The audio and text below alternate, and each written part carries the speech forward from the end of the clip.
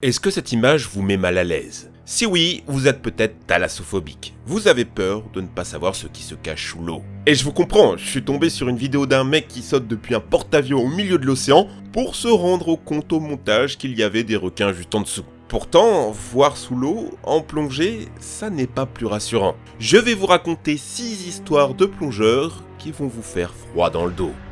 La tragédie du Bushman Hole.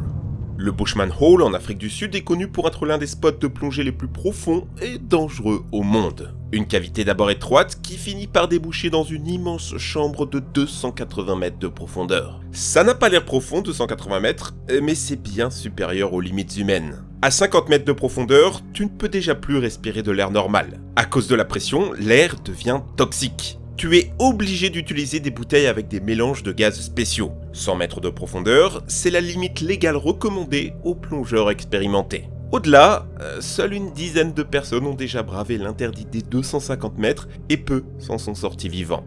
Pourtant, en 2004, Dave Shaw a réussi. Il a atteint le fond du Bushman Hole à 280 mètres. Il venait de battre le record du monde de plongée en eau douce. Néanmoins, au fond du trou, il vit quelque chose d'étrange. Le corps d'un homme. C'était celui de Deon Dreher. 10 ans auparavant, en 1994, une association de plongée australienne s'était dit « Eh les gars, venez on plonge à 100 mètres dans le Bushman Hole, ça peut être rigolo !» La mère de Deon l'avait supplié de ne pas y aller, l'endroit étant connu pour enlever la vie des plongeurs. Il n'a pas écouté et ça a mal tourné. À 50 mètres de profondeur seulement, il s'évanouit. Mais au lieu de flotter, à cause du poids de son équipement, il coule au fond du trou. Impossible pour son équipe d'aller le sauver. C'est donc 10 ans plus tard que Dave Shaw le retrouve. Dave est très croyant. En ressortant du trou, il le promet, il remontera ce corps et offrira à ce garçon une tombe digne de ce nom. Il décide donc de lancer une immense opération de sauvetage. La presse est là, les secours sont là, les parents de Deon Dreher aussi,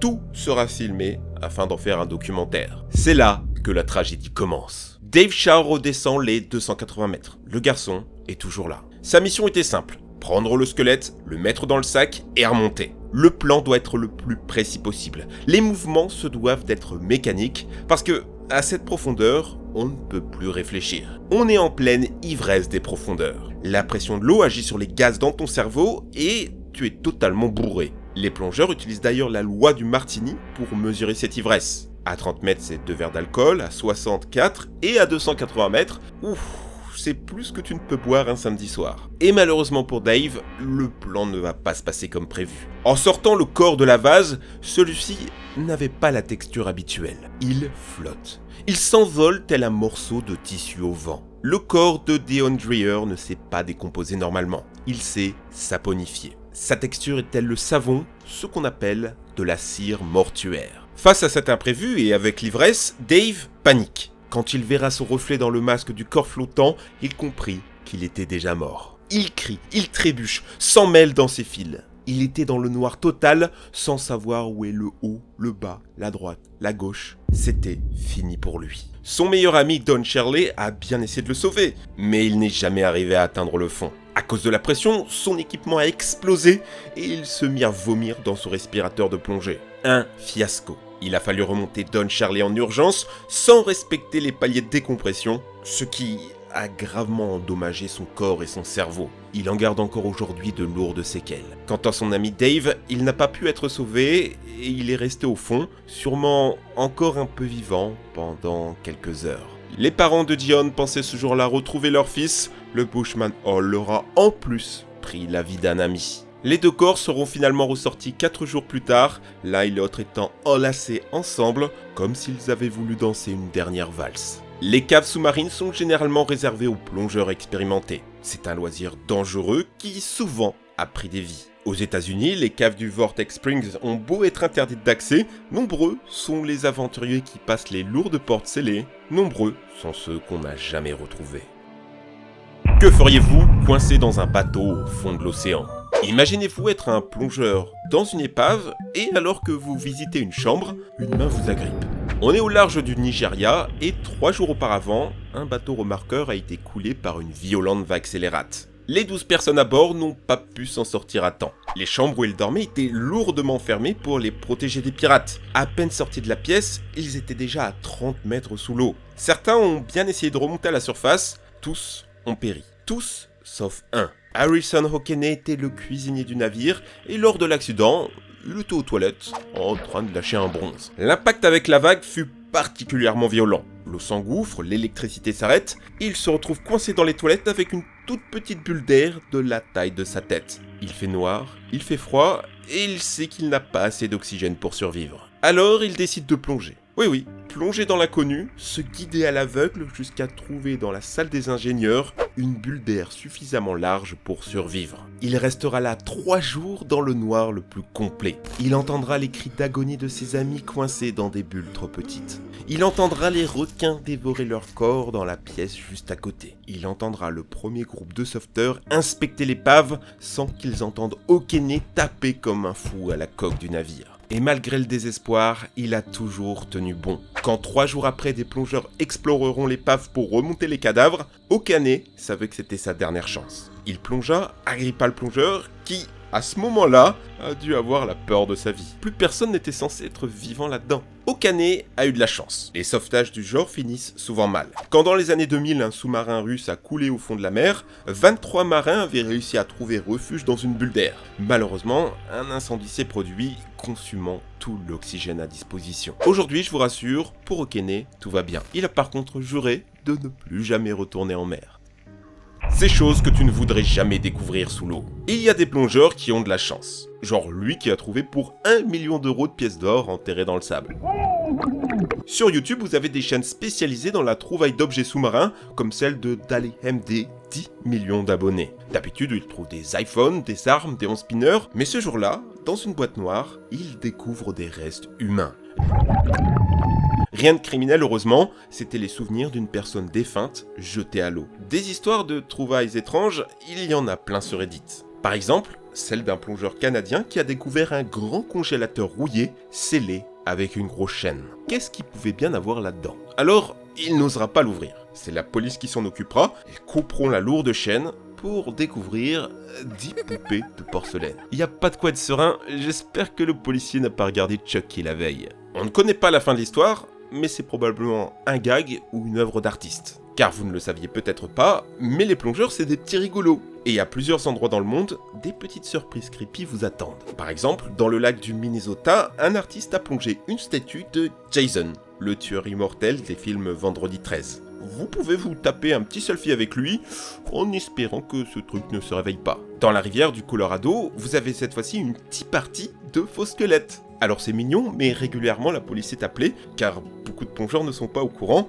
Et tomber nez à nez avec ça... Mais ce que je trouve le plus fou, ce sont les travaux de sculpteurs qui tentent de créer de véritables scènes sous-marines. Par exemple, un immense colosse de 5 mètres dans les eaux des Bahamas, ou ces 500 statues au Mexique formant un véritable musée sous-marin. Vous pouvez nager à travers ces œuvres, même si ça doit faire bizarre de tomber dessus par hasard. Rencontrer son meurtrier sous l'eau. C'est digne d'un roman d'Agatha Christie. Mais la plongée en mer est clairement le lieu du crime parfait. On est en 2003, Gabe et Tyna Watson décident pour leur lune de miel de s'offrir un voyage en Australie. Les deux étant passionnés de plongée, ils décident de faire la visite de l'épave du SS Yongala. Il était 10h30, le couple était en train de plonger, quand soudain, du point de vue du mari, Tyna s'éloigna de lui, perdit connaissance et coula à 30 mètres de profondeur. Toujours selon lui, il aurait essayé de la sauver, mais celle-ci, dans la panique, l'aurait griffé au visage et débranché son respirateur, ce qui obligeait le mari à remonter. Enfin, ça c'est une de ses versions, dans une autre il disait que la profondeur lui faisait mal aux oreilles. Pauvre petiot. Vous vous en doutez, c'est du bullshit. Des témoignages de gens dans l'épave font état d'une dispute sous l'eau, et l'ordinateur de plongée a enregistré que les deux étaient effectivement côte à côte. La police a donc émis l'hypothèse qu'il aurait éteint le détendeur de sa femme, le mécanisme qui permet de respirer l'air contenu dans la bouteille. Il a ensuite enlacé, maintenu fermement pendant qu'elle se débattait. Une fois son féminicide commis, il réactiva le détendeur, ni vu, ni connu. Et vous savez le pire, c'est que quelques jours auparavant, il a demandé au père de la fille d'augmenter son assurance vie. Et à peine le crime commis, il est allé demander dédommagement auprès de la compagnie d'assurance. Le gars, pas louche du tout. Mais alors, pourquoi je vous parle de ça? Parce que le mari n'a pas été condamné. Il a d'abord été jugé en Australie, puis aux États-Unis, et il n'a rien eu. Il a été acquitté, Le juge le grondera quand même un peu en lui disant que c'est pas cool de demander les sous de l'assurance aussi rapidement après le décès de sa femme. Oui, pardon, excusez-moi, je le referai plus, c'est promis, désolé. Le pire, c'est que cette histoire de mari qui commet un crime sous l'eau, il y en a eu plein. Et étonnamment, très peu de condamnations. Par exemple, Shailey David Swain, même mode opératoire que précédemment, une épave, l'oxygène coupé et des questions d'assurance. Tout l'accablé. Une peine de 25 ans était requise, pourtant, il fut libéré. Il était impossible de déterminer si c'était une noyade provoquée ou non. Le juge conclura que c'était sûrement là le crime parfait. Et bah franchement, bien joué, 10 sur 10, pour la peine, on te relâche, vas-y. Conclusion, ne plongez pas avec votre petit copain si vous avez une assurance vie. Le cri venu des abysses. Les plateformes pétrolières sont des lieux qui me mettent mal à l'aise. Une immense structure métallique perdue au milieu de l'océan, en équilibre au-dessus de milliers de mètres d'eau. Par la présence des caméras, il n'est pas rare qu'on enregistre d'étranges phénomènes. Des créatures sous-marines parfois jamais vues. Sur un Reddit destiné aux plongeurs, l'utilisateur Peter Wesker nous raconte le souvenir d'une plongée traumatisante près d'une plateforme pétrolière. C'était en 2007 et à cette période il travaillait dans une société de plongée en haute mer avec pour mission d'inspecter la plateforme Arab Drill 70 située dans le golfe Persique. Sauf que sous l'eau, il y avait un bruit étrange. Il décrit ça comme une sorte de bruit de porte qui s'ouvre puis se ferme. Peut-être que c'est la foreuse. Impossible selon lui, elle est à 9000 mètres de profondeur sous terre. Le bruit devenait insupportable, si bien que certains plongeurs de l'équipe sont remontés en panique sans respecter les paliers de décompression. Encore aujourd'hui, on ne sait pas ce que c'était. Un bruit de plus à ajouter à la longue liste des sons mystérieux produits par l'océan. Vous connaissez forcément l'histoire du bloop. Ce bruit mystérieux enregistré en 1997 au large du Pacifique.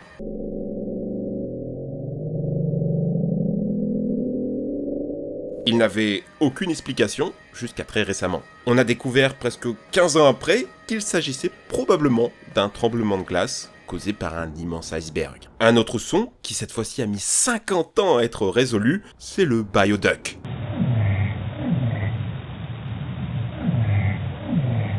Il s'agissait en fait d'un petit rorqual d'Antarctique. Donc, récemment, mystère résolu pour ces deux bruits célèbres. Mais il y en a des dizaines d'autres.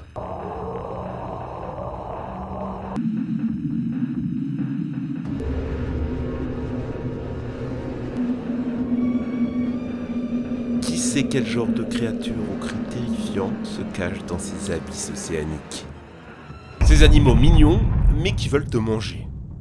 En regardant Pinocchio tout petit, j'avais été troublé par la scène où il se fait avaler par une baleine géante. On trouve des scènes similaires dans One Piece ou dans Zelda, et pour cause, ça vient à la fois de la Bible, avec le mythe de Jonah, mais aussi de cette histoire soi-disant vraie, celle de James Bartley. Un marin qui pendant une chasse à la baleine, se serait fait avaler par celle-ci. Il aurait survécu pendant 36 heures dans son estomac, la peau brûlée par l'acide, tailladant l'intérieur de la bête au couteau jusqu'à ce qu'elle s'échoue sur la côte. Bon, aujourd'hui les scientifiques sont unanimes au fait que cette histoire est fausse. Mais si je vous disais qu'il existait vraiment un plongeur qui a été dévoré par une baleine, et ça a été photographié. Rainer Schimpf nageait au milieu des sardines quand une immense baleine a surgi des profondeurs pour l'engloutir. Contrairement à une idée reçue, toutes les baleines ne mangent pas que des planctons. Ça peut aussi démonter des calamars géants pour le repas, matez-moi ces dents de cachalot. Évidemment pour notre plongeur, plus de peur que de mal. La baleine l'a tout de suite recraché sans dommage. Dans cette partie, vous attendez sûrement à ce que je parle de rencontres avec des requins,